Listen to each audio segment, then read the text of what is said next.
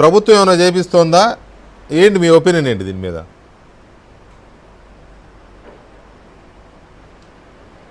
అందరికీ నమస్కారం అండి. నమస్తే అండి. 5 సంవత్సరాల కాలానికి రాజ్యాంగ నిబంధనల ప్రకారం ఎన్నికల ద్వారా ఏర్పాటైన ప్రభుత్వం పరిపాలనకు సంబంధించి, ప్రజలకు అందిస్తున్న సేవలకు సంబంధించి ప్రజల అభిప్రాయాన్ని తెలుసుకోవటానికి అప్పుడప్పుడు IVRS ద్వారా అభిప్రాయ సేకరణ జరగటం సాధారణం. కానీ కూటమి ప్రభుత్వం ప్రమాణ స్వీకారం చేసి ఇంకా సంవత్సరం కాలేదు. ఎన్నికల ఫలితాలు సంవత్సరం అయింది. చంద్రబాబు నాయుడు గారు ముఖ్యమంత్రిగా ప్రమాణ స్వీకారం చేసి మీరు ఇంట్రడక్షన్లో చెప్పినట్టు 12వ తారీఖుకి సంవత్సరం అయింది. మరి ఈ సంవత్సరం కాకముందే లేదా దాదాపు సంవత్సరానికే ఈ మీరు గత 5-6 సంవత్సరాలుగా అనిల్ రావిపూడి దర్శకత్వంలో F1, F2, F3 అని 3 సినిమాలు వచ్చినాయి. అవును. ఇప్పుడు ఇది F4 ఫ్రస్ట్రేషన్ ఫోర్త్ లెవెల్ అన్నమాట. ఓకే.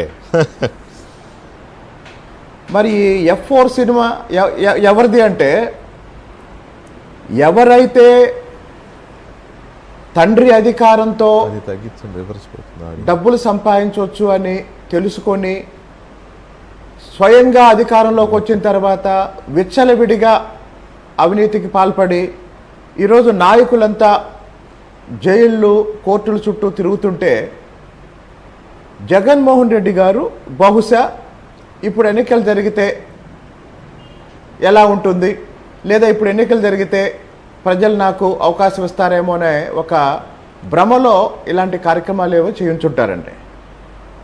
ఇక్కడ నేను 2-3 విషయాలు చెప్తానండి. చంద్రబాబు నాయుడు గారు ప్రమాణ స్వీకారం చేసిన తర్వాత అమరావతి పునర్నిర్మాణం గురించి అనేక సందర్భాల్లో మాట్లాడుతూ ఈసారి 3 సంవత్సరాల కాల పరిమితిలోనే రాజధాని నగరాన్ని ఒక రూపానికి తీసుకొస్తామని చెప్పారు. ఇప్పుడు ప్రమాణ స్వీకారం చేసిన 24 గంటల్లో, వారం రోజుల్లో, నెల రోజుల్లో, సంవత్సర కాలంలో మొత్తం మారిపోతుందని ఎవరు చెప్పలేదు. 5 సంవత్సరాలు పదవీ కాలం ఉన్నా కూడా 3 సంవత్సరాలకే టార్గెట్ పెట్టుకొని ఒక పక్క పోలవరాన్ని, ఇంకొక పక్క అమరావతిని, అలాగనే ఈరోజు 860 కోట్ల రూపాయలు ఖర్చు పెట్టి 20,000 కిలోమీటర్ల రోడ్ల నిర్మాణం, రోడ్ల రిపేరు జరిగింది. మరి 5 సంవత్సరాలు జగన్మోహన్ రెడ్డి గారి ప్రభుత్వం నిర్లక్ష్యం చేసిన రోడ్లు ప్రజల్ని ఎంత ఇబ్బంది పెట్టాయో మనం 5 సంవత్సరాలు ప్రజలకు చూపించి డిబేట్లు పెట్టాం. మరి ఈరోజు సమిష్టి అభివృద్ధి కోసం, రాష్ట్ర అభివృద్ధి కోసం చంద్రబాబు నాయుడు గారు ఏ రంగంలో చూసినా, మీరు వ్యవసాయ రంగం చూసినా, పారిశ్రామిక రంగం చూసినా, సేవల రంగం చూసినా, ఉత్తరాంధ్రాన్ని ఎలా అభివృద్ధి చేయాలి, రాయలసీమను ఎలా అభివృద్ధి చేయాలి, అలాగనే రాష్ట్రంలో ఉన్న 175 నియోజకవర్గాల్లో MSME పార్కులు పెడుతున్నారండి. ఇది బహుశా భారతదేశ రాజకీయ చరిత్రలో ఒక రికార్డ్. 175 నియోజకవర్గాలు ఉంటే, నేను ఈ డిబేట్కి వచ్చే ముందు కూడా మా జిల్లా కలెక్టర్తో మాట్లాడింది ఏంటంటే, లెదర్ క్లస్టర్కి సంబంధించి 140 ఎకరాలు కావాలి అంటే నేను నిన్న మొన్న మాకు అందుబాటులో ఉన్న భూములు తిరిగి చూసి, ఫారెస్ట్ భూములు ఉంటే వాటి వివరాలు RDOతో మాట్లాడి ఇందాక కలెక్టర్ గారితో మాట్లాడి రావటం జరిగింది. అంటే రాష్ట్ర అభివృద్ధి కోసం ప్రణాళికలు రూపొందిస్తున్నారు, రాష్ట్ర అభివృద్ధి కోసం కష్టపడి పనిచేస్తున్నారు, ఉత్తరాంధ్ర అభివృద్ధి కోసం పెట్టుబడులు తీసుకొస్తున్నారు. మరి ఈ 12 నెలల్లో దాదాపు 9.5 లక్షల కోట్ల రూపాయల పెట్టుబడులు ఒప్పందాలు జరిగాయి. అవన్నీ ఆచరణ రూపంలో ప్రారంభమైతే దాదాపు 6 నుంచి 7 లక్షల మందికి ఉద్యోగ అవకాశాలు వస్తాయి. కాబట్టి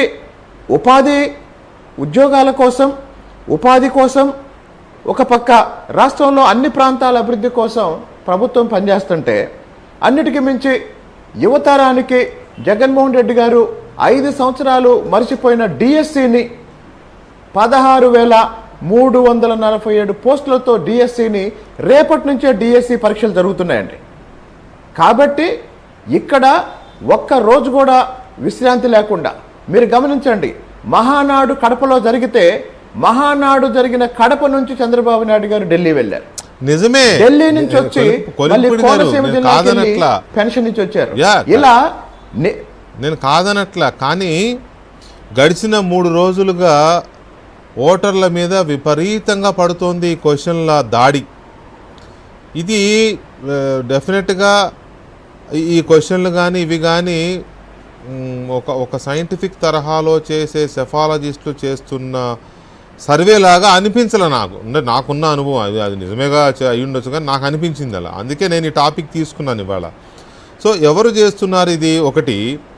రెండోది, తెలుగుదేశం పార్టీకి బాగా అలవాటు ఇటువంటి ఐవీఆర్ఎస్ ఒపీనియన్స్, పబ్లిక్ ఒపీనియన్స్ తీసుకోవడం డిఫరెంట్ దీని మీద. అయితే ఎప్పుడు కూడా అపోజిషన్ పార్టీస్ మీద ఎప్పుడు చేయదు తెలుగుదేశం పార్టీ.